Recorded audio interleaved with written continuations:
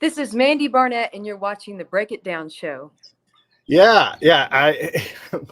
I love being able to do this, Mandy. I mean, because you've done such a great job with this most recent album. We're going to talk about that, and I appreciate you coming on the show. Thank you so much for that. But more importantly, I want to start with Sammy Nestico, because we both know him. He's been on the show before. Of course, he passed recently. For those that don't know, I'll put a link in the show notes for that episode. But what a wonderful, wonderful guy. So, what are your thoughts on Sammy? And then, how did you guys ever get hooked up together? That's interesting to me. I love Sammy. What a kind person. So unbelievably gifted and a legend. Just his career is just unbelievable. All the legends he's worked with. Of course, he started out as a musician with Tommy Dorsey. Uh, so just his talent as a musician, arranger, all the great things that he brought to the military and education. It's just an incredible, remarkable person, and I'm so lucky that I got to meet him when I did, and that we got to do this album. Yeah, I'm not sure if I've got the last interview, but I think I've got the last audio full. Like, not even he could even do an hour at this point in his life. He was such an adorable guy. I don't know if you got to meet him face to face, but I he was did. like okay, yeah. And I was saying to some in general, I say that he was like an old laptop where, like, we were talking, he was going strong, he was doing great, and then he's like, I'm getting kind of tired. Can we stop soon? And I'm like, yeah, sure, Sammy. Let me wrap things up. And he's like, I'm done. And then like he went from like battery warning to done, and I'm like, oh, okay, great. But That's he was. hilarious. That's a good impersonation of Sammy. It sounds like it.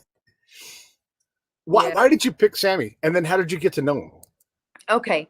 So many years ago, I worked with a legendary producer named Owen Bradley, who produced Patsy Cline and Loretta Lynn and Kitty Wells, and was kind of, they call him the architect of the Nashville Sound. He started Music Row here in Nashville, and he and his brother Harold, they were, they produced and recorded with all the big legends of the day.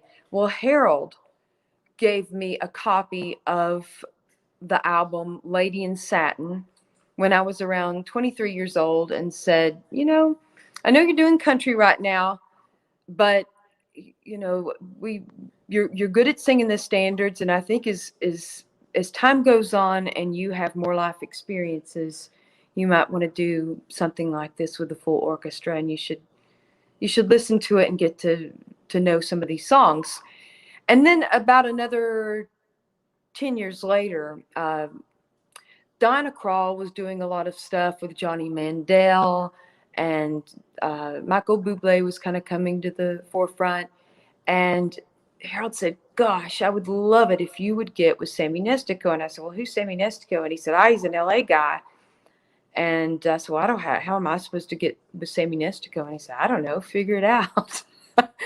so, so like 3 months after Harold passed away, I guess it was 2019. I think that's when it was. I met with Fred Mullen, producer. Worked with Jimmy Webb and uh, Johnny Mathis, and just a ton of people. He was starting a boutique label, and he was doing all concept albums. So he rattled off a few concepts that I was kind of like, I'm not really sure I want to do that. And so finally he said, "Well, how about Lady in Satin? And what if I could get Sammy Nestico?" And I said, "Now you're talking. Where do I sign up?" Doing 15 things at once here. Yeah. Where do I sign up? And again, like, for those that don't know, Sammy was born in the 1920s, and has worked with everybody: Count Basie, Tommy Dorsey, everybody. Yeah. Composed for Frank Sinatra. And it's hard to impress upon, like, he did music for the military that they still play all the time, brass marches, all kinds of things. And he's just he's not The widely elementary known. schools, marching bands, at colleges, they play his. There's so many musicians that learn to play an instrument by playing Sammy's charts. Plus, he was like Yeah. the staff band leader of the Kennedy Johnson administration. So he was playing all the parties for JFK. Can you imagine? I can't. And his life. Hopefully, they get the documentary out soon, because he's an American treasure, and he went through this massive part in America's awakening and realization and everything. And he's almost as old. When I told him we had him on the show, he's almost as old as the Lincoln Memorial. Like, it was. And you think about that, it's true. I mean, it was built, it was built in the time between the Titanic and his birth. Was the Lincoln Memorial was like opened up and ready to go, right? So this is a long time ago, and he just saw so much history, and he predates the electric guitar. So he writes. Yeah. He talks about his home instrument is the trombone. That's what he writes, because that was a soloing instrument in his time. Yeah, absolutely. And one of the cool things about working with someone 95 years old who still has it is that they're bringing all that experience to the table, and that's something that you can't get working with a younger person, or even a 50-year-old person. Yeah. He brings it was just a completely unique thing to the table, and I'm so lucky that I got that experience when I did. And of course, when we approached him, he's like, "Geez, I'm so old." He's like, "Why didn't you call me a year ago?" He's like, "I'm having a problem with my eye," and he's like, "I tell you what, I'll try it." He said, "Let me try 2." And so we did 2, and then next thing you know, he's done 4, and and then he would send videos of him working everything out. And boy, was he in his element. I mean, he was like a young man sitting there full of life, absolutely loving it. And it was it was a gift to me to be able to see him so happy, doing what he loved. Yeah, it was great. When we sat down, we were at his house. And by the way, fantastic painter. I mean, I was looking at his, it's incredible, super talented guy. And we sat at his little workstation, piano and a table, and he had his book. And you're right, his books for composing are the standard for so many places for musicians to learn. He's just a remarkable guy. But yeah, and he's not even like a keyboard player, but he would be bouncing with energy when we were talking, and he just wanted to give and give and give and go and go and go. I'm really glad that you got to do this last bit of work with him. And by the way, the album is fantastic. It's called Every Star Above. It's right there on Amazon and pre-sales. If you guys go to that link, you can go and get it now. Look, I'm just going to tell you right now on the strength, go get the album. It's fantastic. Mandy, you've got such a wonderful voice. I mean, you know this, but for the audience, just a real treat. I love your version of Crazy. It's beautiful. I mean, everything and I'm throwing a lot of things at Mandy right now. I really have enjoyed doing the prep for this show, because your gift for singing is just incredible. And it's not just something that, you don't work at. Clearly you're an absolute pro. I guess I wanted to ask you, I watched a lot of video of you singing and everything else. You've worked in Nashville for a long time, connected with the Grand Ole Opry. You've also sat in the room with a lot of country legends as well, as you're performing. Talk a little bit about when you look around the room and there's all this history and all these faces and careers staring back at you, or you're sitting shoulder to shoulder as peers with these folks. Not that you're not a professional in your own right, but when you see these people, you're like, oh my God, these are the people that I've got their albums. I went crazy. I've listened to their stuff a million times, I'm so lucky. I just, I got to Nashville in 1993, and it was just a magical time, because a lot of those great singers, songwriters, musicians, they were older, but they were still very much in their element. They could play, they could sing, they were still active.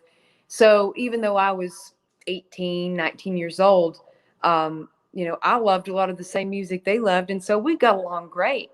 And so it really was a great time in my life, and just a magical time to come to Nashville and get to meet these people. But they all led me to where I am today. Basically, it's all that preparation with those folks that was able to get me to a point where I could work with someone like Sammy Nestico and had the the professionalism to be able to handle it, because I had a lot of legendary older musicians that took me under their wing and taught me how to be a pro. You know, they didn't tolerate being late. They didn't tolerate not being prepared.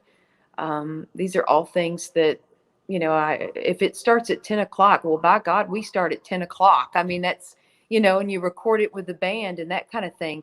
So by the time I was able to do this with Sammy, you know, I buckled down. I did the work for a good 2 or 3 months, because the thing that he asked me, he said, the only thing that I ask, he said, you can take some liberties here and there, but I really want you to sing the melody. So I learned all the entrances. I learned all the, you know, where the instrumentals were, so that when I was on the floor with the musicians, I could relax and just be inspired by his wonderful arrangements. When you say doing the work and being a pro, go into more of what that means, because you're right. It's not just showing up at 10 a.m. It's having done the work months in advance. It's knowing what you have to do to be ready at 10 a.m. You didn't just show up on time. You showed up prepared to perform. And then you know as well as I, like all those people on that, all those people on the floor, those musicians, they're there, like it's their time. And then Sammy has no time left. This is it. This is his last bit of time he has. And there's an enormous responsibility that it's fine at the pro level, but I don't think we who aren't pros, I don't think we get what that means, the hours that go into being prepared to step in front of that microphone at 10:02 when they flip on the record button. Well, I mean, people can be talented, but you can't just really rely on your talents. You have to have a good work ethic, and, you know, because it can be a real time waster and a money waster. And so, you know, I've seen in the past maybe some younger musicians that didn't take things as seriously. They show up on the job and don't know, you know, don't know the song, and it's a real drag for everyone around them. So I've always tried to not be that person in the room. I know what I'm doing. I know what songs. I know the lyrics. I know where the instrumentals are.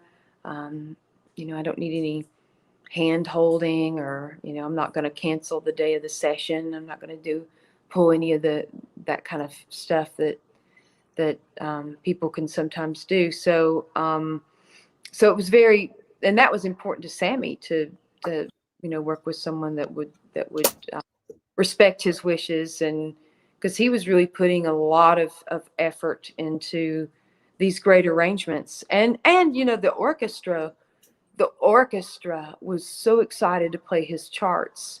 He was on a Zoom call because he wasn't well enough to come to Nashville at that point. It's almost like he was doing the arrangements, and he was 30 years old again. And then once the project was over, he kind of went back to, you know, having a, you know, bad eye and not feeling so well, because he did have some help. The doctor wouldn't clear him for travel, but day of the session, on a Zoom call, and they saw him on the Zoom, and they gave him a standing ovation, because they were all so pleased there and play his arrangements.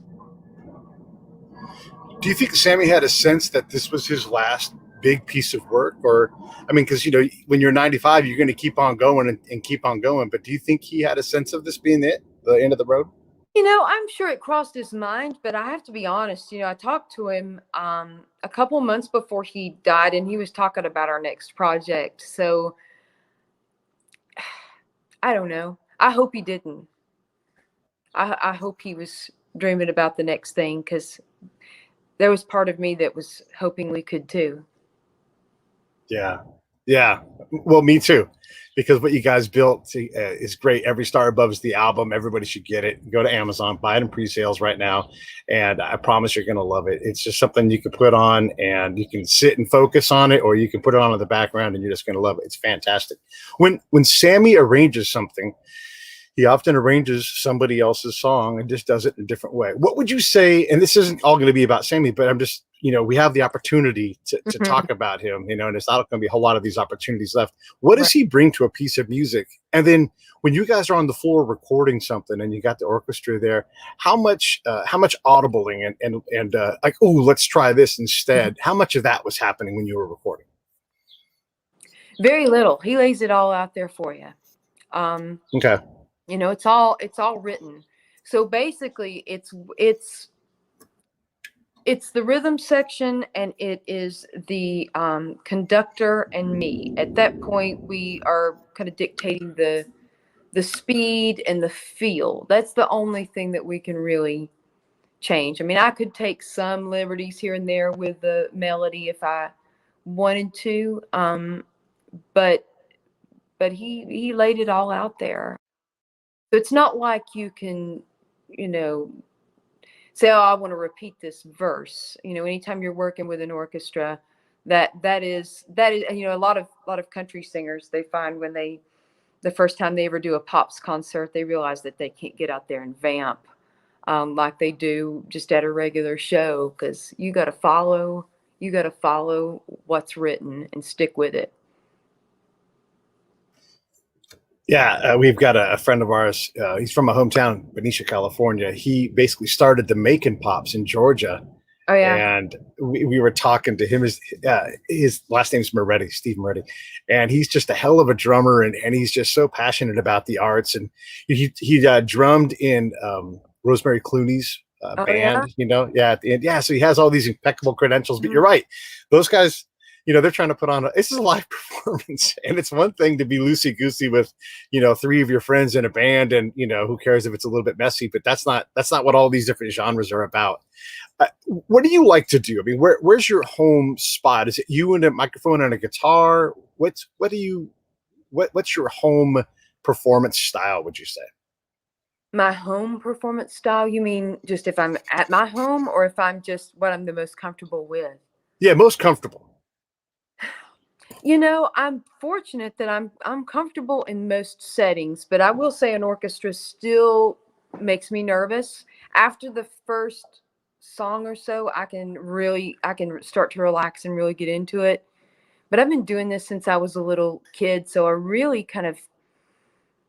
like a little bit of everything. I still love performing with just a piano player, or with a jam and rhythm section. I love that too. I love singing country music. I love soul music. Love a little bit of everything. I grew up singing gospel music, and Mm. I think when you when you're raised in church and singing gospel music, it kind of prepares you to be able to sing anything, because there's so many different elements of different types of music in gospel music. It makes it a lot easier as a singer to just transition from blues to country to jazz. So that was a good background. Growing up singing in a church means you're exposed to a lot of music theory, and it's not explained to you like, here is the key, the key we're in, the tonic key and Right. the leitmotif. But you crack open that hymnal and it's got Bach in it. I mean, it's got Yeah. everybody. And Got so every.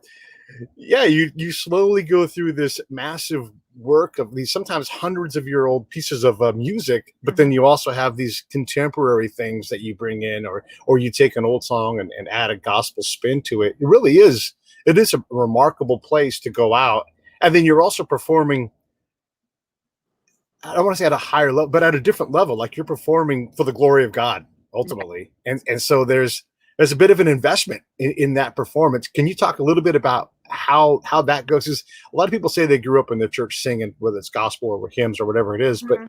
there is a steeping through a lot of quality work that's been done before, and you're working with a fantastic platform. I think the thing about singing gospel music is you learn how to sing with emotion even at an early age, because you're singing about the Lord. There are many things. When I was younger, I would sing country songs, but I had no idea what I was singing about. I could sort of fake it, because I learned how to sing with emotion, singing about God. So I could take that viewpoint and that kind of motion in my phrasing and sing the same way with country music, even though my husband had never left me and I'd never, experienced all these terrible things that happen in country songs, um, because of that background.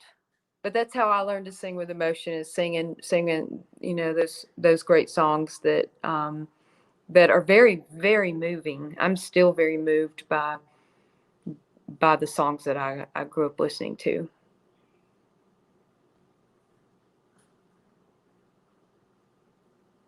I didn't unmute myself. My dad had a degree undergrad in music, particularly in basically church music for the audience.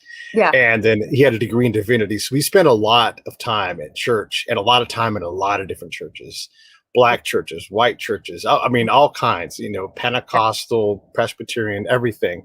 And you get to see a lot of different style. And I use this example, and I think you'll get this, like in my neighborhood in Florida, every now and then we'd go to church, a Catholic church there. It was the same Catholic church, whether you were, Brazilian, Latin, and some other form, like Mexican, let's say. And then there's also like the white church, and the same musicians would be there, but how they played the instruments for that audience was totally different as well. So even within church, you can have all these different experiences musically based upon how...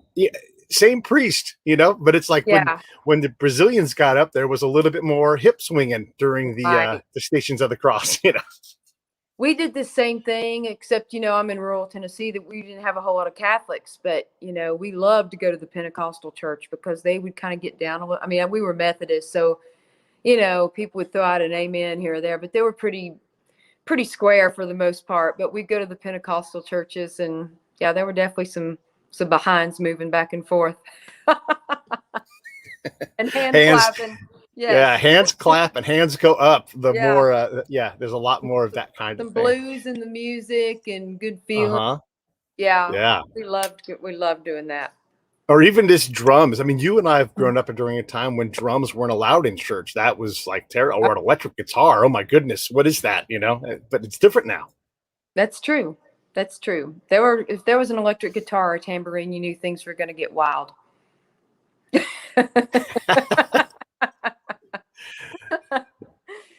Day to day, when you're walking around the house, is there just music flowing through your head all the time? Are you singing? I mean, I'm a goofball. I'm singing jingles and things all the time. I might sing my songs, a shaving song when I shave.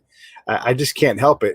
I can't. It's got to be the same for you, where you're just constantly creating music in the house, right? Or is that intermittently? I mean, I'm thinking about things I have to do and stuff like that. But I'll have a song in my head, random songs, and then I listen to a lot of music too. Just I make my playlists. Yeah. What's on your playlist right now? What are you listening to? Well, I have to say, a lot of Dead people.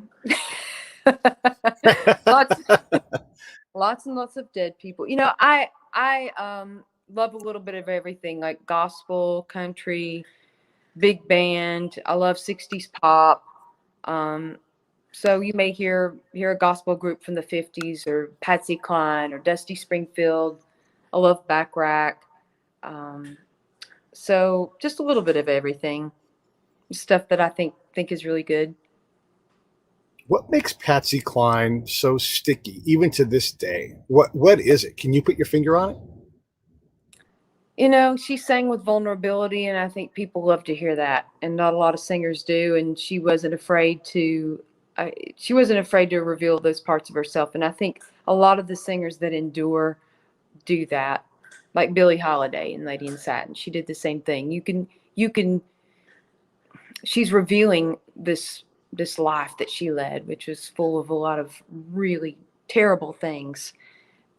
So showing your vulnerability, showing your life experiences, I think that's part of what made Patsy so popular. The other thing is, dying at 30 years old in a plane crash, because you think of the potential. And I mean, she was a country singer, but really she had a really great pop voice, and she probably would have gone on to do more of the standards and could have competed against Kate Smith and Kay Starr and Connie Francis and folks like that.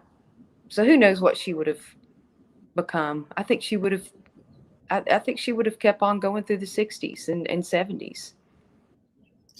Yeah, when you leave money on the table and you die young as an artist, if you get high enough, you can stick there. And I would say, in particular, in Patsy's case, singing crazy, so well and everything, it just makes her part of, she did it. She accomplished that level where you don't get to be forgotten. And you're right, there is a vulnerability. And I'm glad you brought up Lady in Satin, because your version of that is fantastic. And obviously Billie Holiday, very similar. And they die young, but they have this incredible ability to emote and create this I don't know, just like create that tension, that color, that feeling, of what they were going through. And they're just singing the same dang notes. Yeah, it's the phrasing. I mean, you can be a great singer, but if you just kind of stand there looking like you're flatlining and like you've never had an ounce of pain, you're not going to be able to. I mean, you can, oh yeah, she has a lovely voice, or he has a lovely voice, but it's those life experiences that people they may not be able to put their finger on what it is, but they recognize it. But what is it? I mean, how do you, what is that thing? I mean, this is a good spot to spend some time, because Betty Davis, Miles's wife, she also like, and she's good at it, because my niece, who was young, she's like, what is this lady singing? Like, it sounds like she's dying. And I'm like, you're getting it.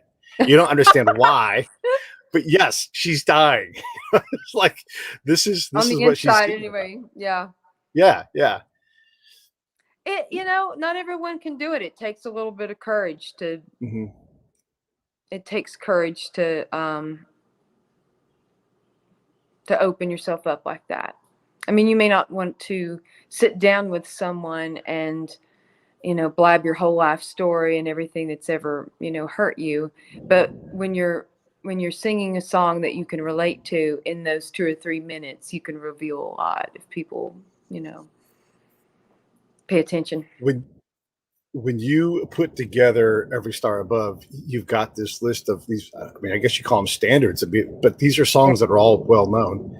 How do you pick these? I think it's 10 songs. I mean, how do you pick these songs and not just like, I'm going to make a double album and do 25 songs? How did you get down to this list? When you have a 60-piece orchestra, budget definitely becomes an issue at that point. Because believe me, I would have loved to have done 20 or 30. But yeah, we just picked the ones that resonated with me the most, that I felt like I could do a good job, and just went with it. I like it. What had to be on there no matter what? I mean, you've got some songs that are the most precious that you're like, I have to do this song. I don't care what else happens, but this one I'm not going to give up. Oh, You've Changed, I'm a Fool to Want You, Glad to Be Unhappy. Those are 3 of my favorites. I love But Beautiful. There's several that had to be on there. I mean, if I could have done, I guess if I had to choose 5 or 6, it would be those. I Get Along Without You Very Well. It's another one of my favorites. You Don't Know What Love is another great one. Sammy. It starts out very slow, and then he kicks it into rhythm at the instrumental, and it's kind of got a James Bond sort of theme to it. I mean, he was just so creative what he did with those arrangements, and it made me want to rise to the next level. How much time do you have in advance with the charts to prepare for specifically what he's creating? I mean, the tune, but as he changes pace, you've got to be ready to elevate with it. He gave them to me probably a good maybe 8 to 10 weeks before, and so I spent a lot of time. And then a day or so before we went to the studio, I sat with the conductor and sang them the way that I felt them, so that he could get an idea. Because there's nothing worse than someone rushing you when you're out there trying to emote and put your heart into something, and someone's just going along at a fast clip, not giving you that space. I had a wonderful conductor, Scott Lavender. He's worked with Johnny Mathis for years, and we'd never worked together before, but you would have thought that we'd worked together for years, because it was just one of those things that, thank goodness it was him, because he did such a great job feeling that music. When you get those charts, what does that prep time look like? I mean, are you at the house singing into your hairbrush? What do you do to get through those charts? And then do you read music at that level?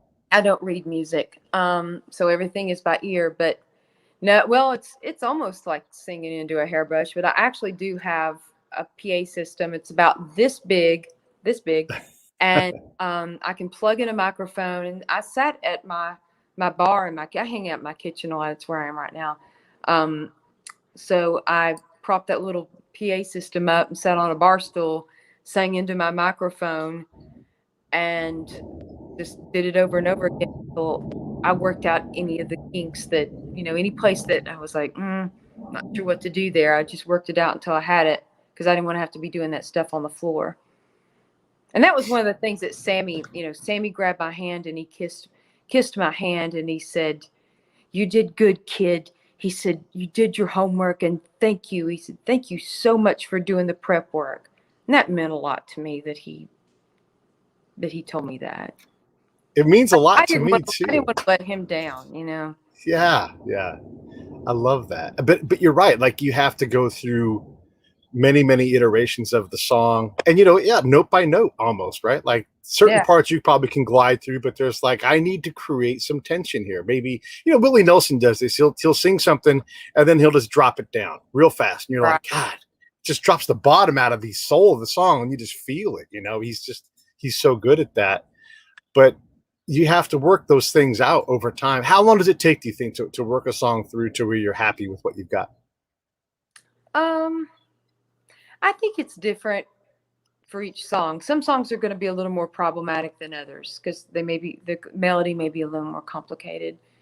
So it just depends. I work on it enough to where I have the song down, but I don't work on it so much that it becomes boring and that I can't put something into it. So I just work on it until I feel like I have those kinks or those melodic things that might be hanging me up, and I work that out. And once I work it out, I have it, and then I don't belabor it because I don't want it to get to. I don't want to take the song for granted and not be able to put something fresh into it.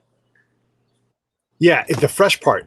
I'm glad you brought that up because I'm curious. When Billie Holiday is saying a song, you've listened to it 1,000 times, probably more times than you even realize. Mm-hmm. But you want to bring, Mandy to this song. So how do you block? Get out of my head, Billie, and then really create your version of it. Even if like the notes are almost the same, there's still a lot of work for your interpretation. How do you keep her out of your head so you do bring something unique to this song? I listened to that record a lot when I was younger. And so I didn't really listen to it again. I just, plus I don't sound anything like Billie Holiday. So that helps. I don't even try to, other than, I could recall maybe the way that she might've phrased something. I tip my hat to her in a place or two that I felt like she did some cool things that I could do in an honest way without just trying to, imitate her, which would sound ridiculous if I tried to do that. So, I know that album well enough that I was able to just kind of, just work on learning the songs and then going back to those songs once Sammy had written everything and just looking at them under a totally different lens. Yeah, I can appreciate that. You had to record this, at least in part, during COVID. How was that in terms of challenges? And then when you guys had the band together, the orchestra together, was that during the pandemic? And again, how was that? How do you get past all of the side things that are never part of recording is hard enough, and now you have this global pandemic thing to deal with, We were lucky that we did this recording just before the pandemic. So it was in October of 2019. So we just barely got through it. That's good. So you didn't have to worry about that part as much, but you also haven't been able to tour it as much either then. No, haven't been able to tour it, but this is the kind of record. It's not like I have to worry about putting out a single or worrying what it's going to do on the charts and that kind of thing. I mean, this is an album that will be with me through the rest of my life. So there's plenty of time to tour it. Hopefully. Yeah. But you are getting back out on the road. You've got dates lined up. Everybody should go to Yeah. your website. Let's pull that thing up here. Here's the website. I mean, this album isn't something that, if I go to a theater that, I might be able to do a song or two with a piano player, but it's not a song that would be easy to recreate live unless I do some pops concerts. And hopefully, I mean, I would say that a lot of the symphonies across the country are probably trying to figure out their seasons in 22, 23. So hopefully I can figure out a way to get on some of those schedules, because I think it would be great to do an evening of some of these awesome songs, or even just mix it up with some of, do these songs with some of the country stuff, because there is a very close connection with country music and the Great American Songbook. Very similar. I mean, a lot of people, they'll say, well, how is it to take such a big departure from country music? It really isn't. Yeah. I totally agree. I mean, the Great American Songbook is country music. I mean, they're so close, and oftentimes the same thing. I mean, it's same subject. Same subject. It's all about, love and loss. Yeah. Trying to get through life, being happy, trying to get through times. We had a band on the show recently called Gangsta Grass, and it's the same thing where they have these guys who are rappers and this musical genius named Wrench who does bluegrass music. And so you've got the people's music and the people's music, and it just goes together. And it's this fantastic amalgamation of these things. When you look at acts that are coming to Nashville to come play wherever, who stands out? Who are you excited about? Or do you even follow, or do you even time to do that because you've got your own career going on? Sometimes I pay attention and sometimes I don't. I tend to kind of, I'm sort of stuck in my own bubble, just trying to figure out where I'm going to be playing next and dealing with, what's going on. But every now and then I'll hear someone that will pique my interest. But at the moment we've not been able to go out and hear any new music. The only times that I've played in the last year have been at the Grand Ole Opry, and I walk in and I do my spot, and then I leave. When the pandemic first started, the Opry, they weren't really sure what they were going to do because they've never missed a show. So rather than cancel the show, they decided to have a limited roster, and so they had 5 of us come out. And this was like March the 17th. So we still don't even know whether COVID is airborne or what. We don't know anything about it, really. So there were 5 of us, and we're playing to an empty Grand Ole Opry house. I mean, that had never happened. It was very strange. It was a small band. And shortly after that, I made one of the 16 most eerie images of the coronavirus in USA Today. Someone had taken a picture of me walking across the stage to an empty Opry house. But that was the first show during COVID, but they've kept going. It's really amazing. And they've done a great job with, the keeping all the artists safe, keeping the audiences safe. They've done great with all the social distancing. So they've been able to continue. They haven't stopped. And that's been a great thing, to be able to go and play the Opry through this. If I was to tell that mid-90s Mandy that, hey, you're going to be this fixture at the Grand Ole Opry, what would she say? Would she be like, of course, I'm Mandy? That's so funny. Well, I always wanted to play the Grand Ole Opry. And I was playing the Grand Ole Opry in the 90s, so you would have had to tell me that in the 80s. Okay, in the 80s. Yeah, in the 80s. And I wanted to do it then, because when I was 10 years old, I remember watching the 60th anniversary of the Grand Ole Opry and thinking, oh my gosh, that's what I want to do. I want to be on that stage. And then I'd get outside on tree stump and sing to the dogs, and I might sing Crazy, and then I'd sing Sophisticated Lady. That was one of my first American songbook songs. So I'd be, standing on a tree stump singing "Sophisticated Lady" to my dogs. Yeah. Yeah. So I I always imagined being on stage, some kind of velvet curtain in some kind of grand room. I always envisioned that, and thankfully I've been able to do that, and hope I can continue to do more of it. Oh, I'm sure. There's no doubt. I mean, the album is great. By the way, everybody who wants the latest on Mandy, you just go to mandybarnett.com. You can go on Facebook and get all that stuff as well. It's just super simple. And in general, if you're watching on Facebook, watch on YouTube. That helps me out a little bit more. YouTube is the place where we monetize a lot of our stuff. If you're into that, that's great. Go to the Break It Down show, click on the PayPal link, put a little bit of money in each month. I put all that money back into the show. We're actually, Mandy, we're coming out to Tennessee in September. So I plan to go to the Opry. I've not been there since the 70s when I was a little kid. So I can't wait to come back and see it. What is the Opry? Pardon me? What does the Opry mean? For a lot of us who don't know the Opry, because it's been around forever, but if you're not into country music, if you don't know the names, what is the Opry for those that are uninitiated in some way? Well, it's kind of like the holy grail of country music. I mean, everyone wants to be an Opry member. Um, it's just a wonderful, wonderful stage. So much history. Patsy Cline, Roy Acuff, Hank Williams, just Minnie Pearl, all the greats performed there at one time. Of course, many of them are gone now, but there's just so much history. So it's definitely the thing to see. There's always a great show. It's a variety show. So you see a little bit of the past, and then you see the up and comers, and then the people that are out there that are really tearing things up and selling millions of records. So it's a good variety of folks and styles. It's what I guess probably the only show in America that still has live square dancing. I mean, the Opry square dancers are something else. So it's something to see when you come to Tennessee. It's really, really special. Every Star Above is fantastic. You are going to go do some new tour dates on your website again at mandybarnett.com. You can look and see, but you've got some gigs coming up. You've had some gigs already.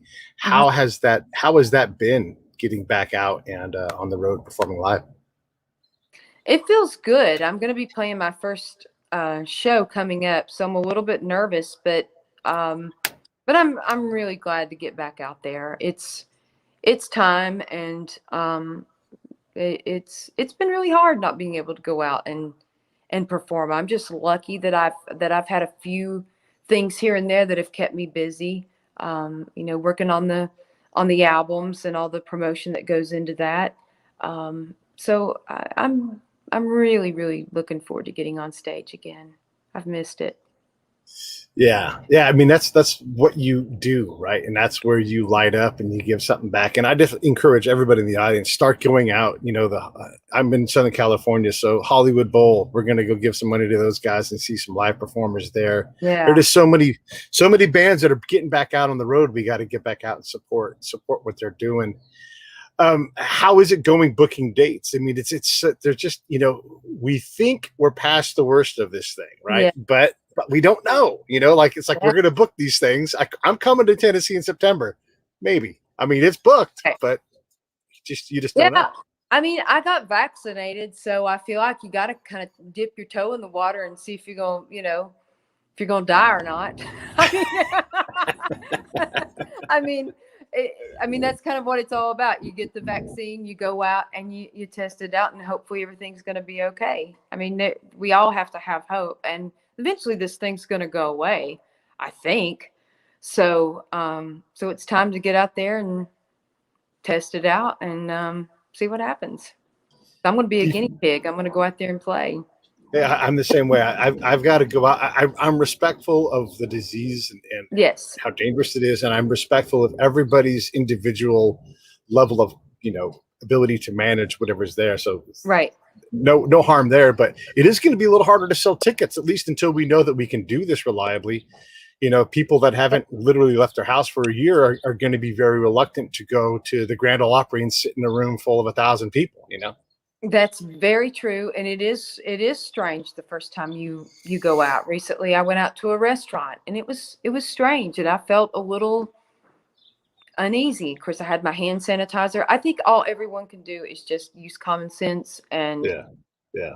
do whatever they can to feel protected. And, we all need to be better about washing our hands. That's something that we all need to be better about that. And I can't believe some of the things that I've done, like after, riding in a New York cab and then eating a piece of pizza. I'll never do that again. Yeah, seriously. I may always carry a can of Lysol in my purse. Now that it's normal. For the rest of my life. It's like your grandma that, used to save tin foil and only give you like this much milk because she went through the Depression. I think I'll always carry some Lysol in my purse and some hand sanitizer and a mask. And I don't know. Won't be kissing any random people either. Damn it. Damn it. Because of the pandemic, the back end of the album has been, I would imagine, longer than it would normally be. We're like, okay, that's done, moving on, next project. But there's still some work to put into this project to give it what it's due. How long until you're like, okay, that's enough with this, let's work on the next thing? And maybe you're at that point already, but how long do you work on this album before you're like, that project's done, I'm on to the next thing? You just give it a few months. But, this is the kind of record that won't die. I'll always be able to sell it at my shows, and I can always get booked doing a symphonic show of this album. So that's the beauty of making these kinds of records. You're not really at the mercy. I'm not going to get dropped if it doesn't sell well. I'm good. So it's like, I can pretty well just write it out, and then maybe in the next year or so I'll think about doing another album. But this is a record that I can tour forever. Yeah, you're right about that. So I'm not really all that worried about it ending or having any kind of expiration date. I think when I'm old, I'll be hopefully performing some of these songs, and very proud to be able to talk about how I made an album with Sammy Nestico. Yeah, it's just he had a huge smile, and he gives me a big smile just thinking about that. Yeah. And when I saw that you had this album coming out, and I'm like instantly like, we have to ring the Sammy Nestico bell again. Yes. He passed on my birthday this year. Did he really? So I'm like, I've got to do something to make sure that I keep the Sammy Nestico thing alive, because he is like, we can't lose these people who were so important to our lives and gave us all so much. I mean, It's just incredible, Yeah, need to learn from them and let them influence us, because gosh, only good things can happen from that. Yeah. Creating things, taking the example and the inspiration of someone like Sammy, or Quincy Jones. Quincy would call Sammy and say, I need your help. That's how, for those that don't know, that's how good Sammy was. Yeah, he wrote many of the arrangements for The Color Purple. Yeah. Yeah, he's incredible. So I know you're not done with this project, and pre-sales are going on, but what do you think is next, though? Like, what are you itching to do? Are you going to do a duet album? Are you going to go back to your roots and do some country or gospel, or what do you think? Well, at some point I would like to do a gospel record. I don't really know, because I released 2 records. I have a country album called A Nashville Songbook, and then and that came out last year, and then I have this album. So I'm probably going to take a little bit of a break and catch up on the touring, and then we'll see what happens. I didn't expect this to fall into my lap when it did, so it'll make sense, whatever it is at the time. I'm just going to kind of go with the flow. The lawnmowers are starting up here because we're a little ahead of my normal recording schedule. So I'm going to wrap this in because it's just going to get louder and crazier with these Okay, things. That's all right. First off, it's great. Thank you so much for making this album. Everybody should really get it. I'm going to put the link up one more time. Get it in pre-sales on Amazon. And when you use that link, you're actually helping us out, and you're also helping out Mandy's record and Mandy's career. But Every Star Above, it's fantastic. I promise you're going to like it. It is just, it's remarkable. And I again, prepping for your appearance on the show has just been an absolute treat. I love filling my head with new music and new songs, and I just thank you so much for making this. Thank you for working it out with Sammy and making that happen. That is such a treat for me especially. I just love it. But one last project from Sammy was something that we all deserve. We always want that one last thing. We want that one last album for Patsy, but Right. it didn't work like that. So it's great to have this thing, and I just really appreciate you for doing it. Well, thank you so much, and it was a great honor, and I am so thrilled that I got to, so thrilled for him that he went out on a high note. He got to do what he loved, and I'm so glad that I could be part of it. Yeah.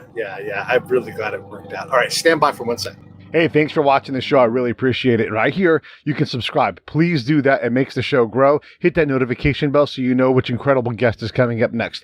Down below is the PayPal link. You can put a small subscription in. That is an enormous help. All that money goes right back into the show. And then right up over here are the next episodes you should listen to, curated by yours truly. Thank you so much